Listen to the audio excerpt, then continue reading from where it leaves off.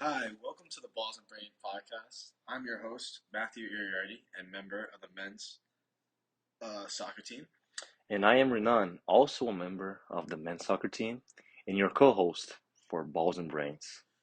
How are you, Renan? I'm feeling great, Matthew. That's great. So, how has mental health played a role in your career as a soccer player? Well, especially, for us being athletes, I think the mental health is something that it is it is actually important for us because we deal with a lot of pressure every day, especially during games, and Yeah, people have expectations on us. that's true. So having that in mind, even I think it is as important as like physical preparation, in my opinion. Yeah.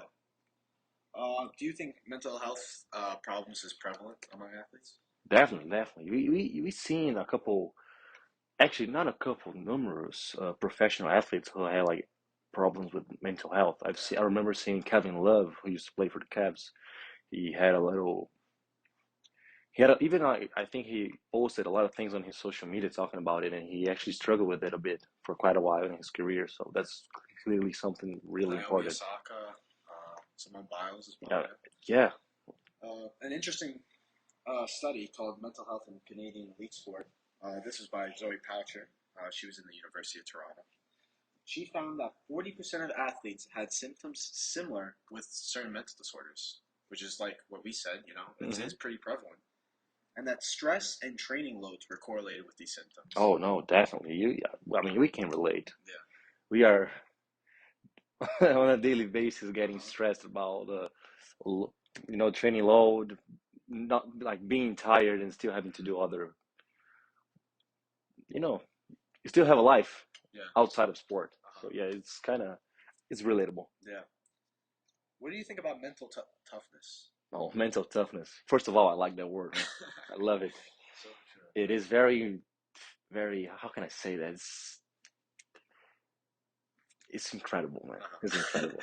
I mean, I don't Do even need you to do explain you it. find that like you need mental toughness when Oh, you play? definitely, bro. If you allow things out from the outside to like make you crumble, Hmm. man, they're gonna destroy you. And like if Yeah. you have mental toughness, is a way for you like to fight against it and like Yeah. thrive. Yeah. I mean, I found an interesting study about that as well. In a study called, in this paper, an examination of the relationship between mental toughness, psychological skills, coaches' ratings, and athletic performance. And this was by Mick Mack from the University of Northern Iowa. They tested mental toughness. They like put like a number to it, and when they did it, they found that female collegiate volleyball players who played the most had higher levels of mental toughness than those who did not play. And do you find that that's something that you see? Oh, definitely, man. Because let's put in a perspective. When you are out there playing, you are facing the pressure, and by facing it, you can learn how to deal with it instead of just being out of the game, just watching it. So when you Yeah. are in there competing, going against someone else, finding strategies to deal with the pressure, deal with the like tactics and all, yeah, I mean, it makes 100% sure to. Yeah. But mental toughness isn't something, some people are born with it, but you can also get it through, No, no, definitely. therapy and other methods such as And that, right? we've seen like big names talk about it, just like Kobe Bryant himself, Yeah.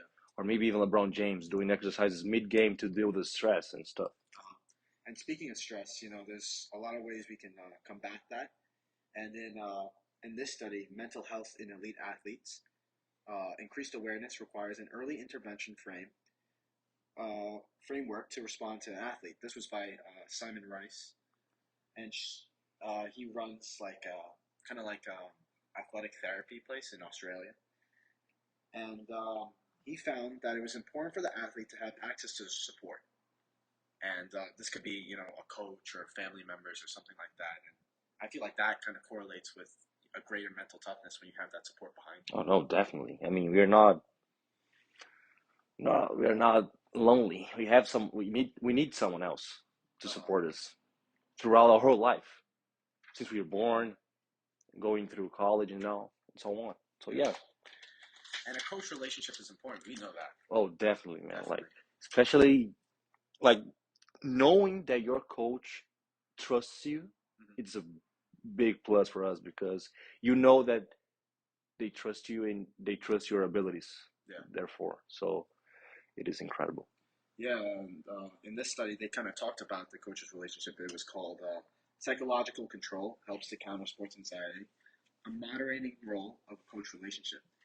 And in the study, they found that the link between the coach and the players, if the link between the coach and the players are strong, then this relationship can improve team performance and boost player attitudes towards their own performance. And I feel like that's something that we definitely see. Like if you have a coach behind you, you're gonna play better, You, right? you feel better with yourself also. I Yeah, mean, you feel more confident to do, to maybe try and risk something that you just think you're gonna work out, and knowing that someone got your back, you can do it. Like, take risks. yeah, That exactly. lowers your stress and stuff like Of that. course. Yeah, Not only the coaches, like we're talking about specifically the coach, but also having teammates who like support you. Your family, as we mentioned earlier, is also important. Like the feedback that, because of course, the feedback that you receive from your family might not be the most important when talking about sports, but definitely is very important for like mental healthness overall. yeah, Because like being so seeing like the person that you love the most, for example, your dad or your mother, maybe a brother or sister, seeing them supporting you can take you to a whole nother level of confidence in any for other sure. place, not only sports, but Yeah, so important for your mental health.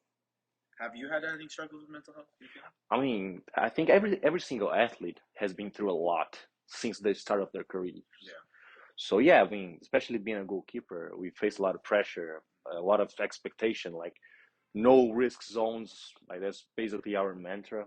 yeah, So yeah, I mean, when I was younger, I used to feel very, how can I say that? I used to feel the pressure, like, oh my God, I got a game tomorrow. I used to be yeah. anxious about it. And you were at such a high level too, being Exactly. a part of a pro team in Brazil. But I mean, as long as, and again, the support is important. So back in Brazil, we had a guy who used to work with us about mental healthness. So our main focus on like the sessions were about mental healthness and Oh, mental that's great. toughness on how we can deal with that. Uh-huh. So I feel like if like we worked with him for like quite a bit of years, and his name was Augusto. I have no words about him because he's an incredible Yeah, person, and he helped us a lot with dealing with those type of things. yeah, that's amazing. Uh, in this article, they kind of talk about getting clinical help. It's called Sports Participation, Performance, and Medical slash Psychiatric Health and Illness uh, in Sports, obviously. And this is from Stanford University. They found that in a certain study where a girl was having mental illness problems, a combination of psychotherapy with the athlete, a family meeting, and a course of antidepressant medication was necessary to get the player back to competition. So that just shows like when you reach out and you get help and you get support, and also you get that one on one with someone who understands it. It helps you to get your performance back up. For sure. Mm-hmm. Yeah. And our final article is called "An Evidence Informed Framework to Promote Mental Well-Being in Elite Sport." This also comes from Australia.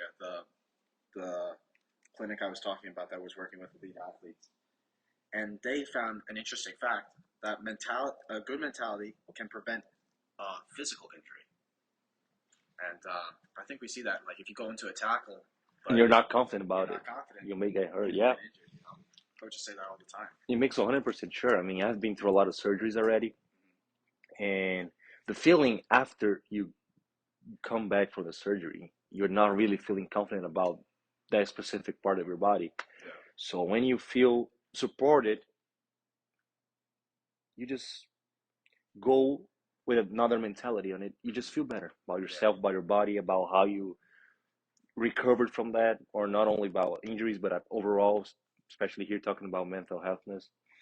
So yeah, been like reaching out, as we mentioned earlier, and most important, as I've mentioned earlier about Kevin Love, spreading the word about mental health. yeah, It is important that famous people spread this word because there's a lot of young people in the sport who are afraid of reaching out. I mean, like they don't feel comfortable reaching out and talking about this mm-hmm. when it is completely normal to feel Yeah. pressure or Everyone feel feels these things. anxiety, whatever. We Yeah, are all humans in the first place.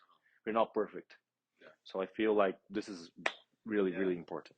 If someone listening to this had to take something away from it, I would say that too. Be open about it. Reach out to people if you need help. Yeah, it was great talking to you, Renan. Wow, it was an It's a incredible pleasure. session. It is. It was. Oh my God. All right. Well, thank you for listening to the Balls and Brains podcast. And I hope I see you guys on the next one. Mm-hmm. Thank you.